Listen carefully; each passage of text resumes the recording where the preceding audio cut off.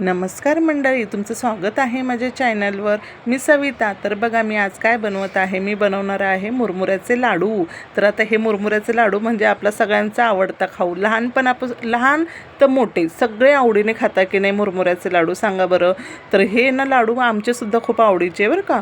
तर हे लाडूची तुम्हाला एक गंमत सांगते. हे लाडू ना म्हणजे गावाकडे ना माझ्या लग्नाच्या वेळेस माझ्या आईने ना लग्नात मला रुखवतात पण हे लाडू बनवून दिले होते. तर नेमकी माझं लग्न आहे ना असं पावसाळ्यात झालं आणि गावाकडनं इथे मुंबईत येईपर्यंत ना म्हणजे याने आम्ही ट्रॅव्हलने ना 6 तास लागले होते आम्हाला, कमीत कमी 5 ते 6 तास. आणि नेमकी तेव्हा एवढा पावसाचे दिवस होते, काहीच खायला भेटत नव्हतं रस्त्याने. तर एवढी भूक लागली ना, नंतर आम्ही हे लाडू काढून ते रुखवतातले खाल्ले होते.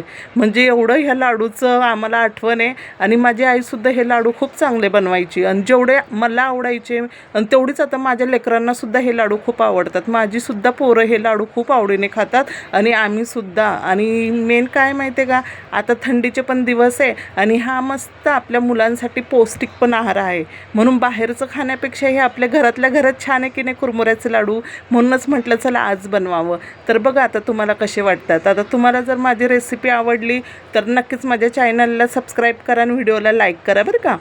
तर आता बघा किती छान मी हे लाडू बनवलेले आहेत आणि याचा एक व्हिडिओ पण मी बनवलेला आहे, तो आपल्या चॅनलवर मी अपलोड केलेला आहे. तुम्हाला जर ही रेसिपी आवडली ना तर तुम्ही नक्कीच आपल्या चॅनलवरती चेक करा आणि बघून बनवा.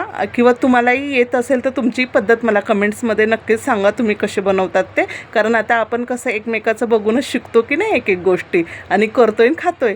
तर चला मग आता हे सगळं मी इथे पाक वगैरे बघा कसा मस्त करून घेतलेला आहे आणि इथे मी लाडू बनवायला पण सुरुवात केलेली आहे. पण हे लाडू बनवताना ना तुम्हाला खरं सांगते, एवढ्या मला आहे ना तर लहानपणीच्या पण एकदम आठवणी आठवत होत्या आणि त्याच्यानंतर माझ्या लग्नामध्ये आम्ही हे लाडू कसे खाल्लेत त्या पण आठवणी. म्हणजे हे लाडू बनवत मी माझ्या पोरींना सगळी माझी स्टोरी सांगत होती की आम्ही हे लाडू माझ्या आईने कसे रुखवतात बनवलेले आणि नंतर आम्ही ते का आम्हाला काही भेटलं नाही खायला तर मग आम्ही हे लग्नातच ते लाडू सगळे खाऊन घेतलेले. म्हटलं गावाकडनं मुंबईपर्यंत पोचेपर्यंत.